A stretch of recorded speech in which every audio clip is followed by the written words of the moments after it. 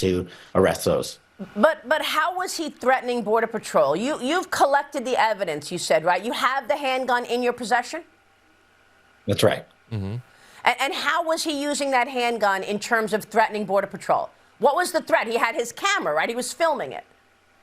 All right, you know it's bad for the Trump administration when even mainstream Fox News hosts aren't really buying the narrative that they are selling regarding the murder of 37-year-old nurse Alex Preddy. Maria Bartiromo brings Kash Patel on her show. We have multiple hits to run through, but she brings Kash Patel on her Sunday morning show and begins to ask him about what went down. She then stops and says, whoa, whoa, whoa. He wasn't threatening anybody. He was standing there filming it, indicating that Maria Bartiromo saw the video that every other American saw and was pretty disturbed. She saw a man exercising both his First Amendment rights of protesting and freedom of speech and recording, and his Second Amendment right of having a concealed firearm. And yet, just for exercising his constitutional rights, he gets killed by undertrained agents. In the video, he's standing there with a cell phone in his hand, filming federal agents, not brandishing a gun. They're trying to claim he had a gun in his hand. That did not happen. Videos show a woman getting pushed by ICE agents, so as an ICU nurse, he seems to instinctively want to go help.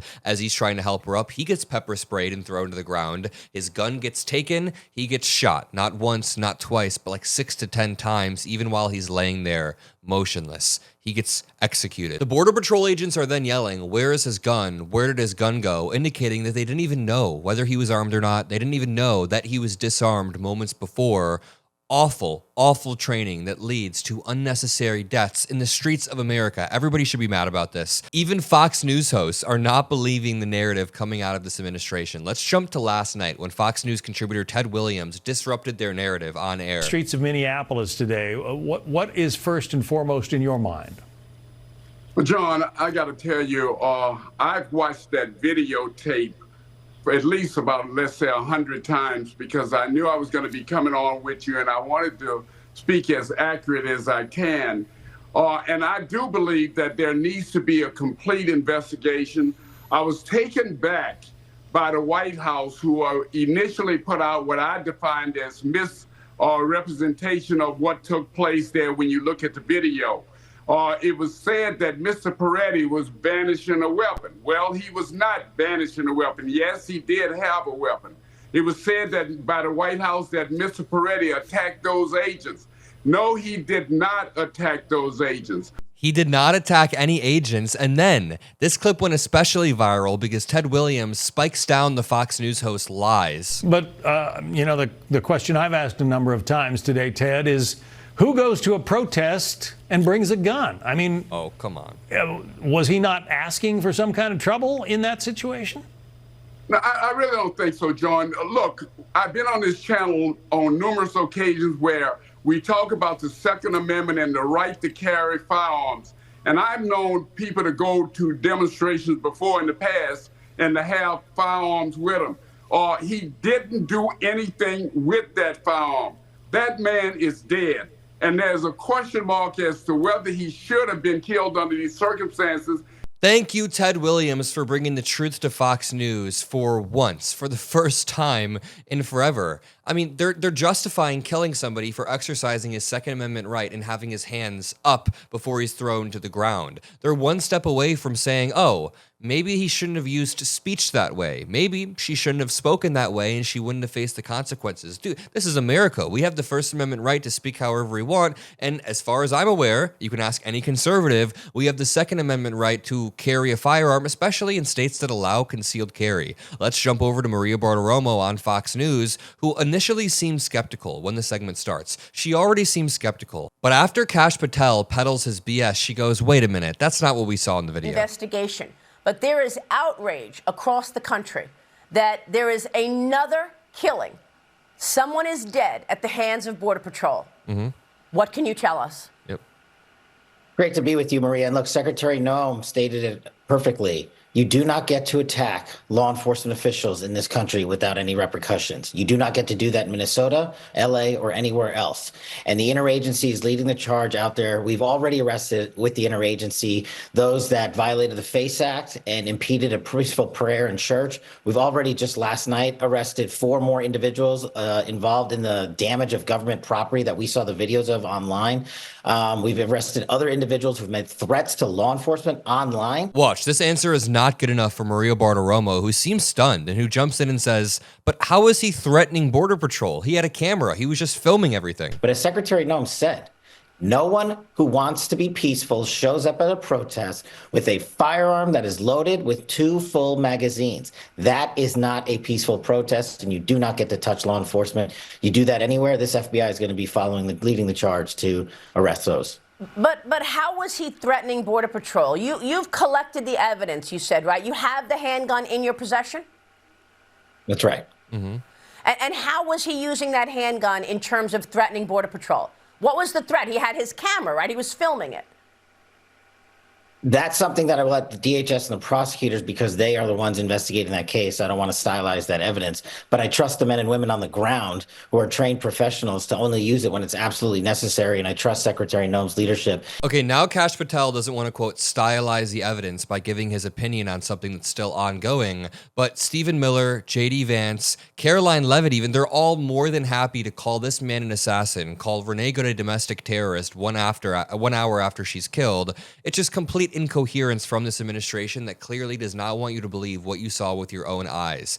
Imagine if no cell phones recorded this or the Renee Good situation, so all we had to go off was a DHS's report. We would think that both of these individuals that were murdered were actual, domestic terrorists if we were just going based off what they said. But we have a plethora of video evidence that shows Preddy was trying to help somebody, literally trying to help a woman who had been pepper sprayed by an agent. And before he was shot, he was pepper sprayed himself, then wrestled to the ground. His weapon appears to have been taken by agents. That has been confirmed. And it was all captured on bystander video. Yet the DHS does not want you to believe your own eyes. Even Minneapolis Police Chief Brian O'Hara just went on Face the Nation and admitted there's no evidence. They don't have any evidence that suggests a weapon was branded. This is not some liberal activist or agitator like Trump will likely claim. This is the police chief of Minneapolis. Let me ask you about what we know, because DHS claims that Preddy had a weapon on him.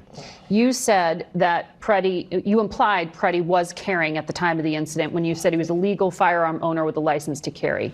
Do you know if the weapon remained concealed, or was it ever brandished? I have seen different experts and people analyzing the video that have made statements about that. I cannot speculate, but I don't have any evidence that I've seen that suggests that the weapon was brandished. Okay, because we checked, the Minnesota gun permit rules allow for concealed carry, and there are no restrictions on carrying in a protest. Yes. That speaks for itself. There's no evidence the weapon was brandished, and we already have a dozen videos, maybe a dozen different angles of this happening, and he's saying there is no evidence. Here's him saying people have had enough in Minneapolis. Even if there is an investigation that ultimately proves that at the time of the shooting it was legally justified, I don't think that even matters at this point, because there is so much outrage and concern around what is happening in the city. What do you mean it doesn't matter at this point? You mean the situation on the ground is already, the impression is left? People have had enough. This is the 3rd shooting now in less than 3 weeks. The Minneapolis Police Department went the entire year last year recovering about 900 guns from the street, arresting hundreds and hundreds of violent offenders, and we didn't shoot anyone. And now this is the 2nd American citizen that's been killed. It's the 3rd shooting within 3 weeks. People have been speaking out, saying that this was going to happen again. And I think everyone is kind of waiting. The point that he just made there was so incredibly key. That is the defeater for any MAGA argument, that they're making the streets safer. He said, and I just fact-checked it, he's right. The Minneapolis Police Department went the entire year last year, recovering about 900 guns from the street, arresting hundreds of violent officers, and they didn't shoot anyone. This is not sustainable because 2 people have already been shot this year and it's just beginning. Here is Colonel Lockjaw from One Battle After Another, aka Greg Bovino, getting grilled on CNN. Take a look. There's no evidence that he was perpetrating violence. And there's no evidence, unless you have it, and we'd love to see it if there is, that he was intending to massacre law enforcement, other than the fact that he was there and he had a gun lawfully. He meant to be there beforehand. Again, Dana, he came there beforehand. How do you know that? For a reason. How do you know that? Because he was there. But all he was doing was filming and documenting it, which is legal. He was carrying a gun, which in Minneapolis is legal. I didn't say it wasn't.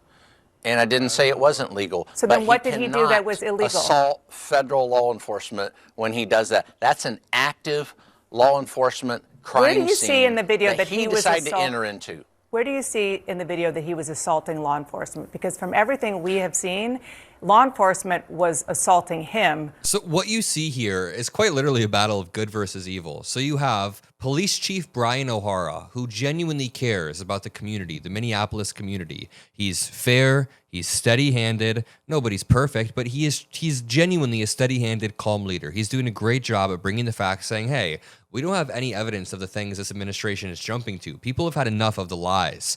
He is being great about this. Then we have the actual super villain from a movie, Gregory Bovino, who is the out-of-state federal agent who comes in and thinks he knows what happened and is just lying on CNN. I'm going to leave it there. If you appreciate these videos, drop a like, subscribe. I love you all. Peace out.